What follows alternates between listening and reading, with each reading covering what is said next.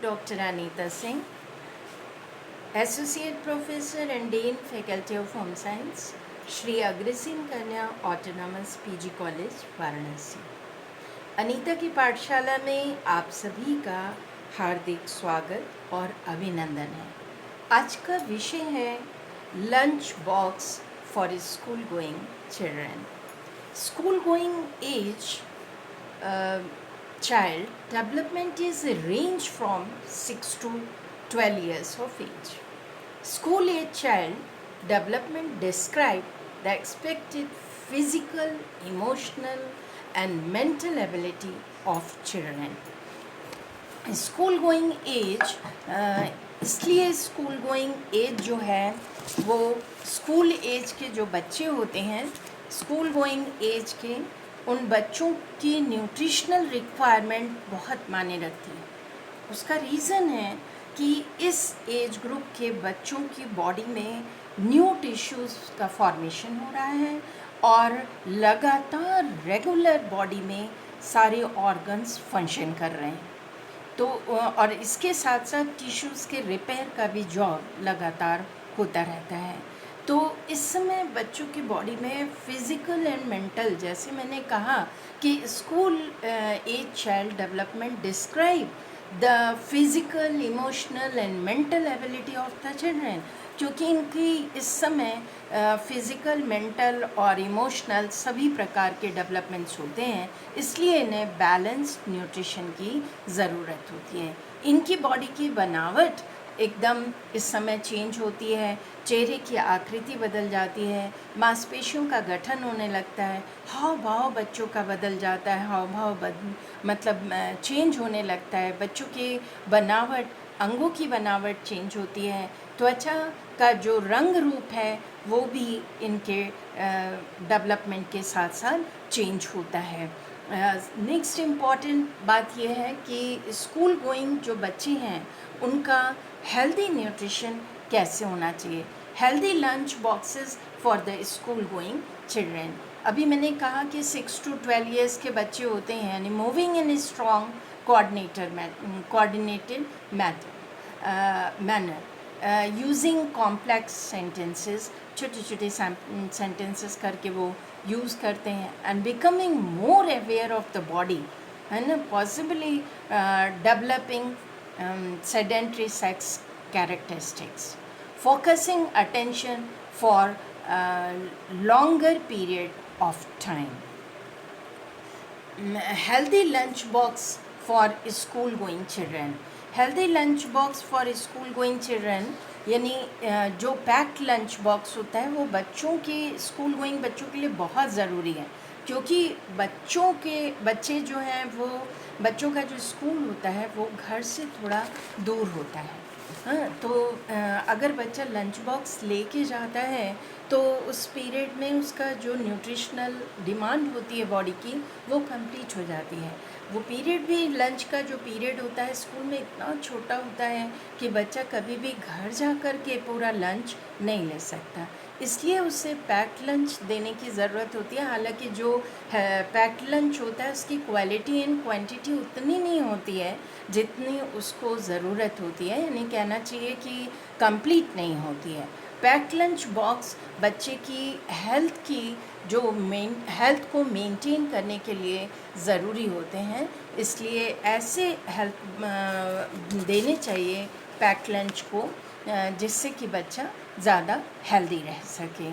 तो फूड मतलब जो चीज़ें पैक्ड लंच में देनी हैं उसके लिए बच्चे को क्या क्या करना चाहिए।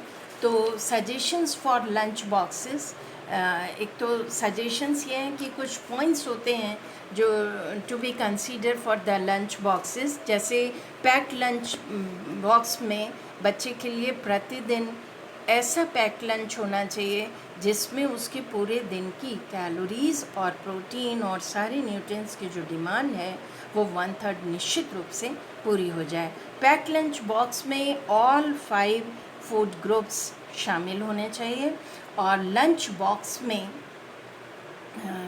ऑल 5 फूड ग्रुप्स शामिल होने चाहिए। पैक्ड लंच बॉक्स में ग्रीन लीफी वेजिटेबल्स निश्चित रूप से सजेशंस हैं फॉर लंच बॉक्सेस कि हम किस तरह से ग्रीन लीफी वेजिटेबल्स देंगे तो मिनरल्स एंड विटामिन्स मिलेंगे। मिल्क, योगर्ट एंड कर्ड्स दे सकते हैं। प्रोटीन में हम किन चीज़ों को दे सकते हैं।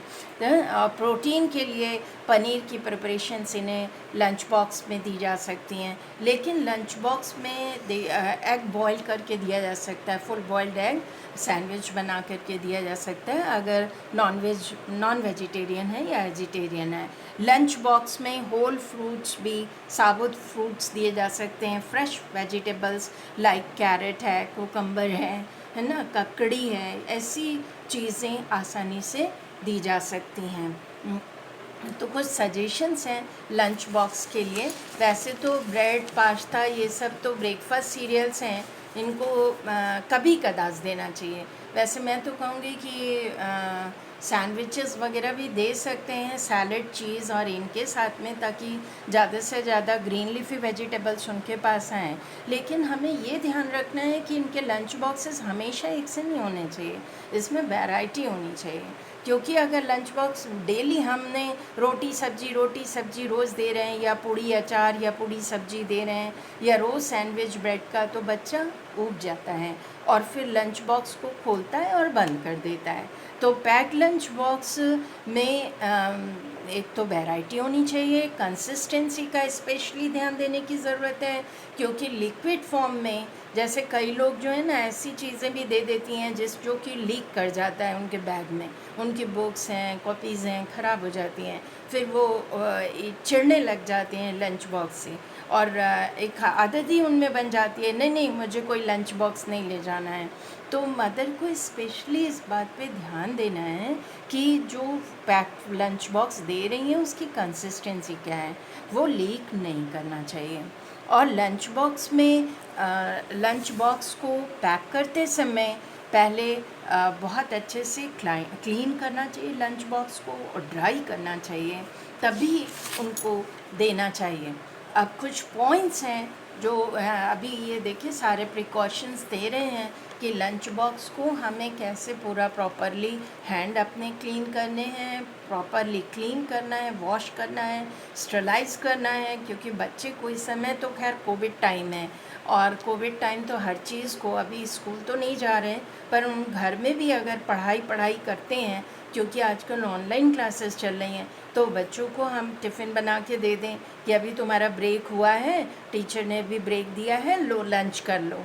बहुत मज़ा आएगा, बहुत एंजॉय करेंगे। कोई एक थाली कटोरी लेके घंटी बजा दें, लंच पीरियड हो गया है, चलो अब लंच करने का टाइम है, तो बच्चा बड़ा एंजॉय करेगा। लेकिन उसको हम घर में भी अगर देते हैं तो बहुत क्लीन करके देना है, प्रॉपरली वॉश करके, अपने हाथ वगैरह सैनिटाइज़ करके, बच्चे को भी हैंड वॉश करना अच्छे से प्रॉपरली सिखाना है, कैसे रैपर को खोलना है, ये सब देना है। फिर पैक लंच में कुछ चीज़ें ऐसी हैं जो पैक लंच में बड़ी प्रॉब्लम भी आती है। पैक लंच बॉक्स में बच्चा हमेशा खाना खाया ही लेगा, इसकी कोई गारंटी नहीं होती। तो कुछ चीज़ें हैं, जैसे हमने पास्ता, कुछ लोग मैगी, पास्ता ये सब देते हैं, कभी कभी देना चाहिए, इसमें वैरायटी हो, देना चाहिए पास्ता, क्योंकि ग्रीन लीफी वेजिटेबल्स वगैरह फ्रेश क्रीम के साथ दे सकते हैं, पर घर में जब दे रहे हैं तब हम दें, और जब वो स्कूल जाता है बैग में रख के लेके जाता है, या तो हम उसको बहुत अच्छे से रैपिंग करें। और ज़रूरी बिल्कुल नहीं है, कोई गारंटी नहीं है कि बच्चा खा ही लेगा।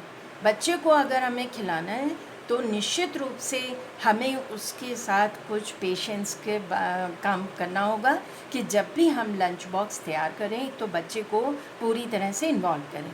इन्वॉल्व का मतलब ये है कि कटिंग, चॉपिंग, पैकिंग, है ना, जब से हम प्लान कर रहे हैं, हम सोच रहे हैं कि क्या तुम्हें पैक करके दें, तो उसको अपने साथ साथ रखें।